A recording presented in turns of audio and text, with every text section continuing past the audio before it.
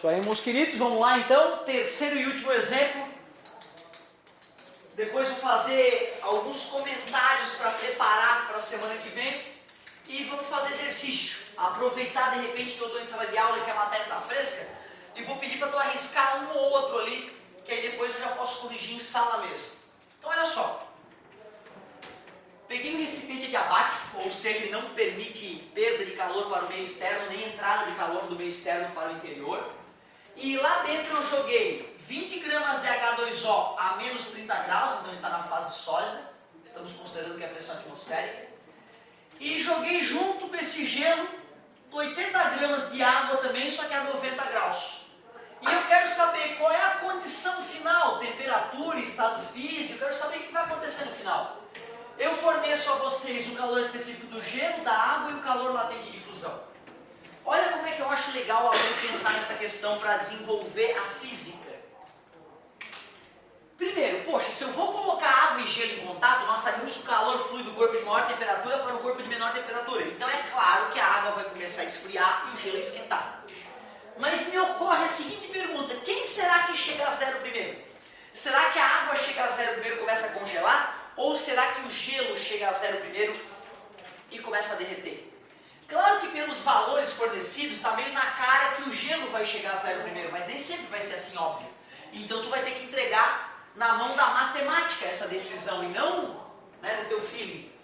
Resumindo, eu vou pegar a água, vou pegar o gelo e vou aplicar o que macete neles de novo. Para descobrir quem chega a zero primeiro. Por que zero, professor? Porque é a temperatura em que a água muda de estado físico. Sim, professor, e se fosse chocolate sólido com chocolate líquido, como a UDESC já fez? Aí ela teria que te dar a temperatura de fusão do chocolate para tu fazer a brincadeira. Como ela fez. Massa de água que foi na brincadeira, 80. Czinho da água, 1. Variação de temperatura final é 0, eu estou supondo que a água vai chegar a 0, menos 90. Fazendo o cálculo, menos 9 vezes 8, 72, menos 7.200 calorias. Significado físico. Aquela massa de água tem que perder 7.200 calorias para chegar a 0. Vou fazer o mesmo no gelo. Massa de gelo, 20. Czinho do gelo, 0,5. Variação de temperatura, estou supondo que o gelo chegará a 0. É o 0. Ficamos com 0,5 vezes 20 é 10, 10 vezes 30, 300 calorias. Interpretação física. Esta massa de gelo deve receber 300 calorias para chegar a 0. Mas eu acabei de te contar que cada maldita caloria que a água perde, o gelo ganha, não é isso? Quando a água tiver perdido 300 calorias para o gelo vai chegar a 0 e isso aqui não vai ter acontecido ainda. Porque quando a água perder 300 calorias, ela ainda teria 6.900 calorias para perder antes de chegar a 0. Eu passei esse visto aqui para ter certeza que isso ocorreu. Isso ainda não. Já que eu descobri que o gelo vai chegar a 0 primeiro, uma segunda pergunta me aparece.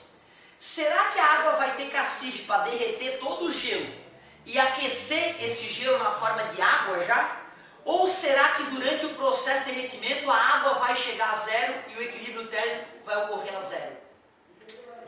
Pelos dados fornecidos, está meio na cara que o gelo vai derreter todo, mas eu não posso arriscar no vestibular. Eu não posso arriscar se os números fossem mais próximos aqui. Ó. Vamos calcular então. Já que o gelo vai começar a derreter, já que ele chegou a 0, é o que moleza que eu uso para ver quanto de energia vai ser necessário. Tem 20 gramas de gelo a derreter e o L de fusão é 80.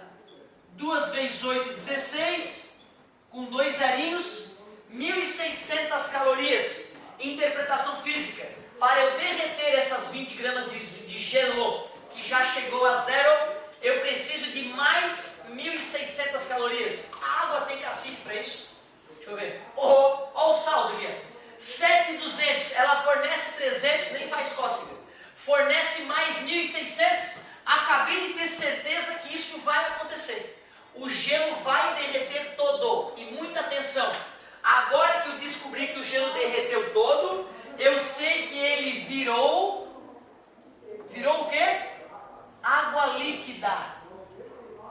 Isso é indispensável, tu sacar que ele virou água líquida é indispensável para a continuação da questão. Outra coisa que eu já sei também, a água não vai chegar a zero. Essa minha suposição estava errada. Eu supus que ela ia chegar a zero e pelo andar da carruagem eu vi que não. O equilíbrio térmico vai ser acima de zero. Essa equação não vai ser jogada fora. Eu simplesmente vou colocar no lugar do zero TF, que é a temperatura final. Mas espera aí, se o gelo derreteu todo, chegou a zero, derreteu todo e virou água, em que temperatura está essa água que acabou de se formar? Zero, o gelo derrete a zero. Quer dizer que falta um último que macete para fazer nesse gelo que virou água. Massa de gelo que virou água. 20. Cezinho. 1. Aqui é que a concorrência arromba. Se o cara não se tocou que virou água, ele vai no gelo ainda, ele vai em 0,5, né? Creu. Não vai ter jeito. Temperatura final, eu sei que vai ser a mesma que aquela, mas eu não sei quanto é. Temperatura inicial, outra coisa que a galera erra. A galera fica olhando pro gelo e usa a temperatura inicial do gelo menos 30. O gelo já estava zero, amigo, por isso que agora a temperatura inicial é zero. E acabou o trabalho braçal. Depois que eu já esmiucei a questão, que eu já vi tudo o que vai acontecer, que eu já descobri que o gelo chega a zero, o gelo derrete e vai entrar em equilíbrio térmico com a água acima de zero, como eu já determinei as equações para cada uma dessas parcelas, dessas situações, basta eu finalizar, como toda a questão de equilíbrio térmico, através do princípio das trocas de calor, calor recebido mais calor perdido, igual a zero.